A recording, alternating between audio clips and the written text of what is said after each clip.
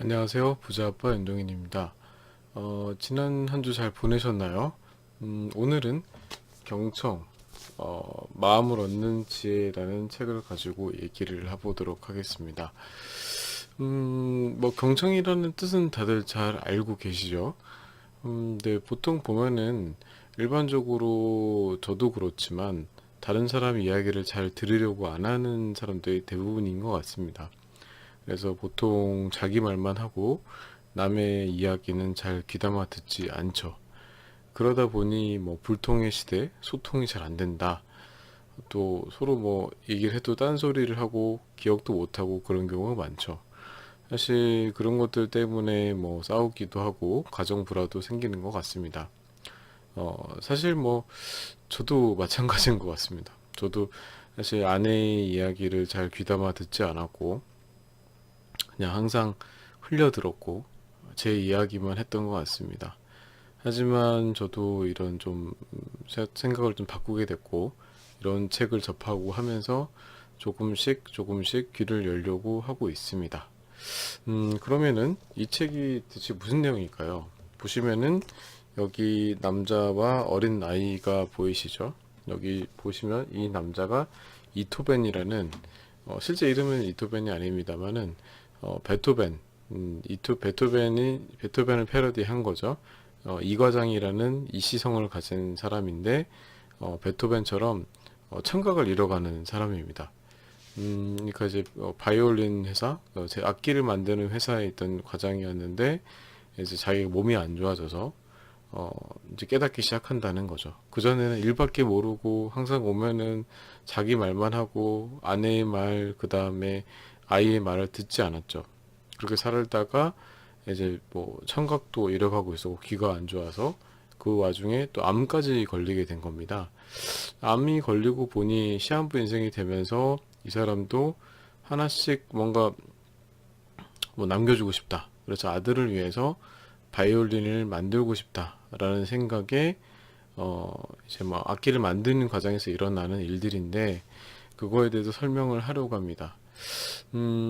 사람의 마음을 어떻게 하면 얻을 수가 있을까요? 이 사람도 고집불통이었기 때문에 사람의 마음을 얻지를 못했었는데 경청을 통해서 조금씩 조금씩 사람의 마음을 얻게 되었습니다.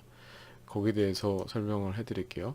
보면은 이토벤이라는 사람은 김어구리 베토벤이라고 볼 수 있을 거고 베토벤은 뭐 그런 사람이죠. 26살 때부터 청력을 잃기 시작해서 30살이 되어서 이제 청력을 완전히 잃게 된 이런 사람이지만 제2 모차르트라고 불리우고 노력형 인재입니다. 대단한 사람이죠. 예술가로서 뭐 이 음악도 운명도 있고 아주 유명한 사람입니다. 이런 사람처럼 이토벤이라는 사람도 사람들에게 울림을 남기고 가게 됩니다. 자, 그리고 지금 보시면은 갑자기 좀 생뚱맞게 이 사람은 누굴까요?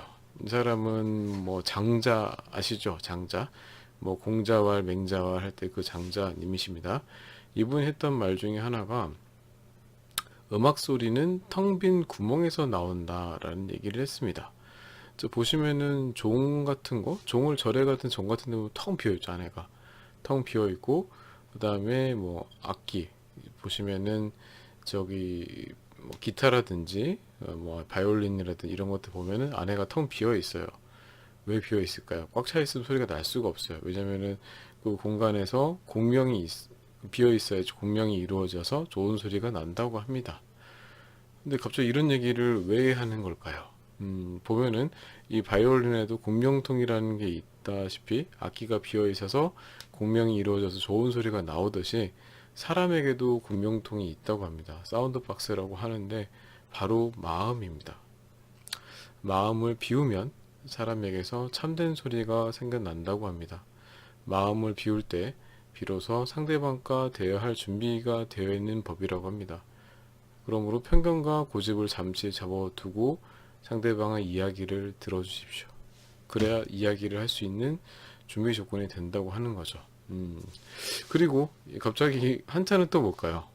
이거는 기울어질 경이라고 하는 한자인데 옆에 보시면 좀 기울어진 그림이 보이시죠? 보면은 이거는 이 글자는 보면 사람이 머리를 기울인다 이런 뜻입니다. 그러니까 한마디로 이렇게 기울어진 이런 그림이라고 보시면 되겠죠. 그리고 두 번째, 이건 청, 들을 청입니다. 보시면 이 한자가 되게 복잡한데 분해해 보면은 이해할 수가 있습니다. 임금 왕자랑 귀 이자가 있습니다. 음, 이게 무슨 뜻일까요? 왕과 같이 큰 귀, 왕과 같이 커다란 귀란 얘기고, 이 얘기는 들을 때 집중해서 들어라 라는 얘기입니다. 그리고 귀가 뭐 그런 얘기도 있죠. 입이 하나고 귀가 두 개인 이유는 말을 적게 하고 많이 들으라는 얘기도 있다시피. 그리고 두 번째, 열십자변의 눈 목자입니다. 이건 뭘까요? 지금 제가 했는데 10개의 눈이죠. 눈이 10개가 있는 거죠. 이게 무슨 말일까요? 그러니까 대화를 할 때 상대방을 집중해서 바라보라는 얘기입니다. 하다못해 바디랭귀지를 하라는 얘기죠. 끄덕거린다든지 상대방의 대화가 할 때, 맞아, 그렇지. 좀 쳐다봐주고 이래야 된다는 거죠. 그리고 마지막 일심, 하나의 마음. 바로 마음의 눈입니다. 상대방과 한 마음이 되어야 한다고 합니다. 그래야지 들을 수 있다는 거죠. 그냥 귀로 단순히 듣는 게 아니라 이런 식으로 눈으로 보고, 눈으로 듣고, 마음으로 들어야지 진정으로 상대방과 소통할 수 있다고 합니다. 그리고 이건 또 뭘까요? 암. 갑자기 왜 한자 암을 또 얘기를 할까요? 이게 뭐냐면은, 이게 뭐 병에 대해서 얘기하는 걸 수도 있지만, 암이라는 한자를 속풀이를 해보면은, 지금 보시면은, 입구자가 3개가 있죠. 입이 3개입니다. 입이 3개인데, 밑에 보시면 산이 있죠. 잎이 3개일 정도로 할 말이 많은데, 산으로 가두고 막아버렸다는 겁니다. 그래서 입을 말을 못하게 막은 거죠. 사람들이 마음속에 하고 싶은 말이 얼마나 많겠습니까? 난 진짜 듣기 싫은데 뭐 이런 얘기 할 수도 있고, 내 생각은 그게 아닌데 나는 이런 얘기를 하고 싶은데. 그런데 보통 보면은 마음속에 있는 말을 내뱉을 수가 없죠. 풀어내지 못하는 경우에 가둬두면 스트레스가 되겠죠. 스트레스가 되다 보면은 그게 암이 됩니다. 암에 나중에 뭐 제가 뭐 환자명이라든지 다른 책에서도 얘기를 드리겠지만, 암의 가장 큰 원인 중에 하나가 스트레스라고 하더라고요. 그리고 두 번째가 뭐 영양결핍이라고 하는데, 뭐 그건 나중에 말씀드리겠습니다. 이거는 소통에 대한 얘기죠. 그러니까 한마디로 뭐 어떤 사람과 얘기하는데 이 사람은 하고 싶은 말이 엄청 많은데 다른 사람이 듣질 않으면 말을 못 하겠죠. 암이 걸릴 수 있다는 겁니다. 그 정도로 불통을 하게 되면 문제가 생긴다라고 이해하면 될 것 같고요. 그러면은 아까도 처음 말씀드린 것처럼 사람들이 가지고 있는 사운드 박스, 공명통은 바로 마음이라고 합니다.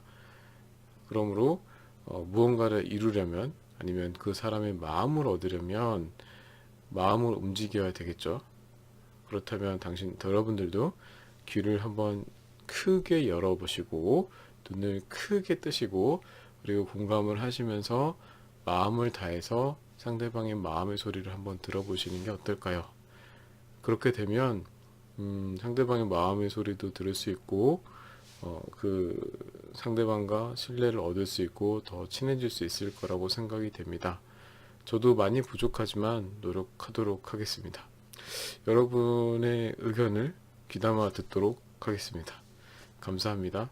다음에 또 뵙겠습니다. 안녕. 사랑합니다.